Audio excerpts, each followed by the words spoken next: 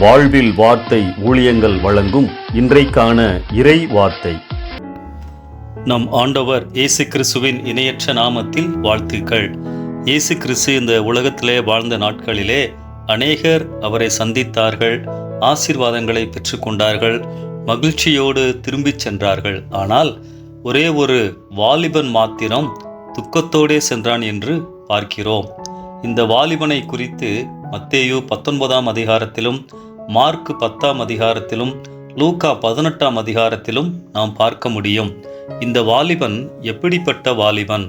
இவன் ஒரு தலைவன், ஐஸ்வர்யவான், வாலிபன், தாழ்மையுள்ளவன், ஒழுக்கமானவன், கற்றுக்கொள்வதிலே ஆர்வமுள்ளவன், பெரியவர்களை மதித்தான், ஞானம் உள்ளவன், சரியான கேள்வியை சரியான நபரிடத்திலே கேட்டான், தன்னுடைய ஆவிக்குரிய வாழ்க்கையில் அக்கறை உள்ளவனாக இருந்தான், மரணத்திற்கு பின் வரும் வாழ்க்கையில் அதை அறிந்து கொள்ள ஆவல் உள்ளவனாய் இருந்தான்.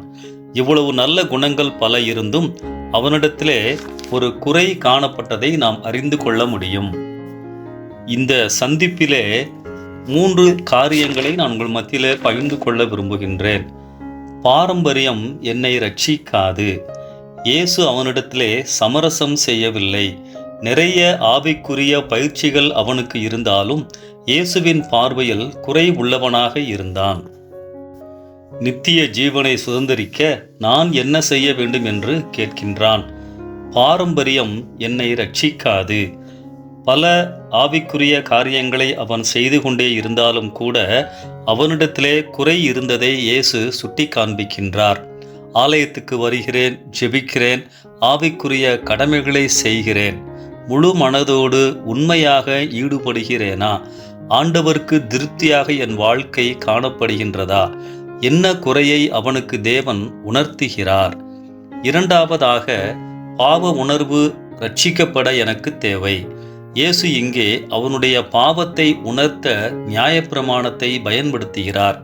இயேசுவை விசுவாசிப்பதன் மூலமாக நாம் ரட்சிப்படைகிறோம். ஆனால் ரட்சிப்படைய நான் ஒரு பாவி என்பதை உணர வேண்டும். நீ நியாயப்பிரமாணத்தை கடைபிடிக்கிறேன் என்று சொல்லுகிறாய், ஆனால் சுயநலமாய் வாழ்கிறாய். பிறரை நீ உண்மையாக நேசிக்கவில்லையே, பிறருக்கு நீ உதவவில்லையே. இதைத்தான் ஆண்டவர் செய்கிறார். இந்த தவறைத்தான் உணர்த்துகின்றார். உன்னை போல பிறனையும் நேசி என்று நியாயப்பிரமாணத்தை உண்மையாகவே நீ கடைபிடிக்கிறாயா?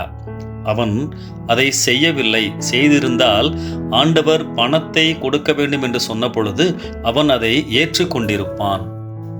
மூன்றாவதாக, பாவத்தை விடாவிட்டால் ஆசீர்வாதம் இல்லை. ஆண்டவர் சுட்டி காண்பிக்கின்ற பாவத்தை விட வேண்டும். அந்த வாலிபன் தன் பாவம் சுட்டி காட்டப்பட்ட போது அதை அவன் ஏற்றுக்கொள்ள மனதில்லை. துக்கத்தோடே திரும்பினான். வார்த்தைகளை விட, வேதத்தை விட பணத்தை நேசித்தான். அவன் சமரசம் செய்யவில்லை.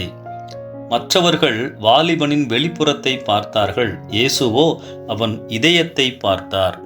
எப்பொழுதெல்லாம் ஆண்டவர் நம்மோடு பேசுகிறாரோ, உணர்த்துகிறாரோ, பாவத்தை வெளிப்படுத்துகிறாரோ, அப்பொழுதெல்லாம் உணர்ந்து அதை விடுவதற்கு நாம் ஆயத்தமாய் இருக்கின்ற பொழுது துக்கத்தோடே அல்ல, சந்தோஷமாக நாம் ஆண்டவரோடு இணைந்து வாழ முடியும்.